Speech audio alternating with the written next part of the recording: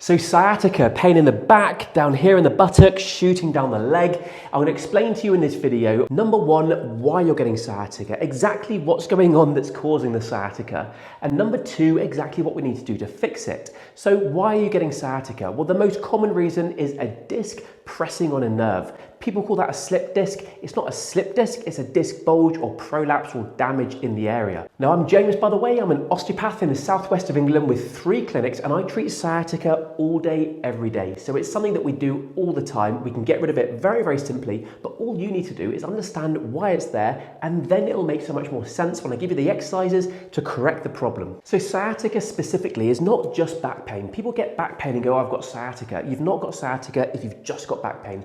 You've got sciatica if you've got pain going down through where the sciatic nerve passes, along this dermatome or the path of the sciatic nerve. And it's often because of a disc prolapse. Now in this model here, this is a disc in between the bones. This red thing here is the prolapse or the disc bulge, or what we could call a slip disc to make it more simple. Now that presses on these nerves, the spinal nerves that come out of the spine, the nerve root. And the nerve root all connects together and goes straight down the back of the leg, so all the way down through there, and also the front of your shin. So if you've got pain shooting down any of these areas, it's very, very likely you've got a pinched nerve coming in this area here, and that is something we need to fix. So the reason why people get these disc prolapses is because of a damage in the area, and it bulges out just like that. So that's that bulge pressing on the nerve there. That's not nice. Another reason is because of wear and tear in the spine. And that looks like this. So the wear and tear looks like this. This is a healthy spine with nice plump, full height discs and no osteophytic lipping, no bony growths around here. The nerve is free and there's no pressure on the nerve, and they feel and move well. When you start getting wear and tear, you can see the discs start degenerating and flattening off. You get osteophytic lipping, which is these little bony growths all around the area. It looks awful. It presses on the nerve and everything collapses down and squeezes those nerves and sends pain down the leg. Whether you've got a disc bulge but a quite healthy spine, or you've got wear and tear with also a disc bulge, I'm going to show you the videos that you need to do to correct this problem and get yourself feeling and moving back to your best. So with this model here, you see if I squeeze it, that bulges out. So we do the opposite, we decompress it and the bulge goes in. And that's what I'm going to show you now. So what you're going to do is you're going to sit on the edge of a table or a chair, place your hands on the edge, and then lean your hips off and let your hips drop. When I do this, I can feel a decompression traction down through my lower back, and I can just feel everything tractioning out. It's the opposite of that compression feeling that you're getting. And that will decompress, take pressure off the disc, off the nerve, and that will get you feeling and moving better. You need to do this for a good minute, and you could even start to move your hips around to try and decompress and then articulate in that position. That will traction out the disc and take pressure off that nerve nicely. Another great way you can do this is by going to a kitchen counter like this, elbows on the kitchen counter, and just let your legs and hips drop. If your legs and hips are dropped off, that will traction out also, and you can just literally lean on it and traction out. Last way is to hang from a door or a pull-up bar and just let your body drop. Either way, traction out your spine and take pressure off the disc by doing that. And then once you've tractioned your spine, and do that multiple times a day, by the way, like 5 times throughout the day, we're now going to do what we call flossing, which is basically moving that nerve against the pinched area.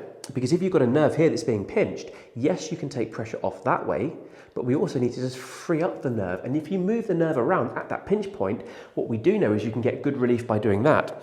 So in this position, with you lying on your back, what I want you to do is to bring your bad leg or the sciatica leg up like this, and then just extend and back down. Extend and back down.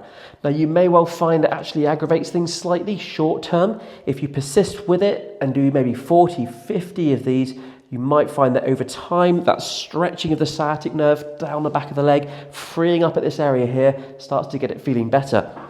Another way is in a seated position, extend the leg, and as you do that, look up. Because what we're doing is we're allowing the whole nervous system to move down as you straighten and look up, and then do the opposite. Look down and bend the leg. Look up and straighten the leg.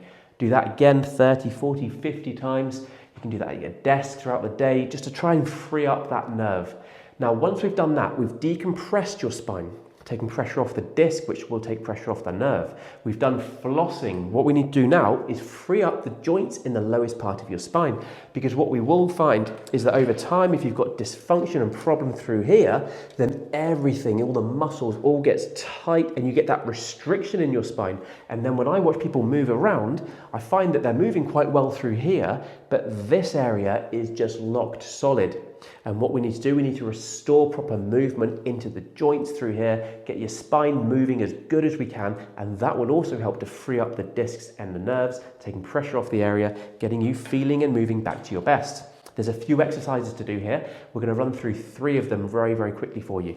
So, first one, simple exercise, this one. You're in this position, and I want you to push your back all the way up into the air, and then all the way down. This is the cat stretch.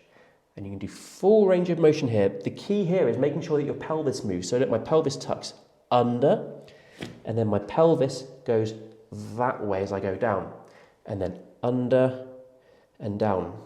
I want you to do 20 of these, keeping your arms straight, by the way.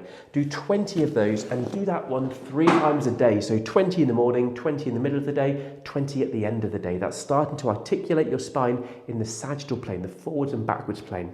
Now we're going to do some rotation in the transverse plane. So, lie on your back, grab your knee and pull up and over the body. Let your shoulders stay flat, but let your pelvis rotate over. As you do this, you're rotating and freeing up all the muscles and the joints through here in the lower back.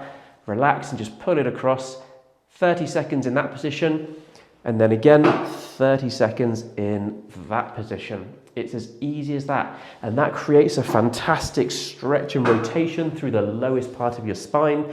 Those are 2 exercises. You've got the cat stretch, you've got the knee hugs. The last exercise is going to be what we call reach throughs. So you're going to go into this position, and what you're going to do is you're going to reach your body all the way through. Now, the good thing about this is that your spine is in this position, not up and down. So it's not vertical, it's horizontal. So you've taken your spine out of gravity. There's no compression going down through the spine. And then you're reaching all the way through, stretching through the lower back, and then reach right up at the top through to there, and then all the way through. Again here, we're getting some good movement through the spine. You can do that side, and then you can do the other side, reaching all the way through, and then right up at the top. As I say, because you're in this position, you've not got that compression going through your spine, so what you will find is any articulation that you do is made so much easier because you've not got that compression. It's in a vertical rather than horizontal plane. Now, if any of the exercises we've given you to take pressure off the discs and the nerves make things worse, of course don't do them. A short-term discomfort while you do it is not too bad, as long as it makes it better long-term. But of course, if you're doing the exercises and it just makes it worse and worse going forwards, maybe you need to not do the exercises or choose which exercise to do. If the one works and the other one doesn't, don't do the one that doesn't. Keep persisting with the one that does. And make sure that you check out a health professional that can help you with your spine if you're not getting better. Now, there are more sciatica videos, and I'm going to link some videos up here and here so that you can have a look at them and see what other exercises that I've given for sciatica to get you fast relief. Now, if you want more help with sciatica, back pain, headaches, neck pain, shoulder pain, elbow pain, whatever, subscribe to my channel and make sure that you like this video if you found it useful.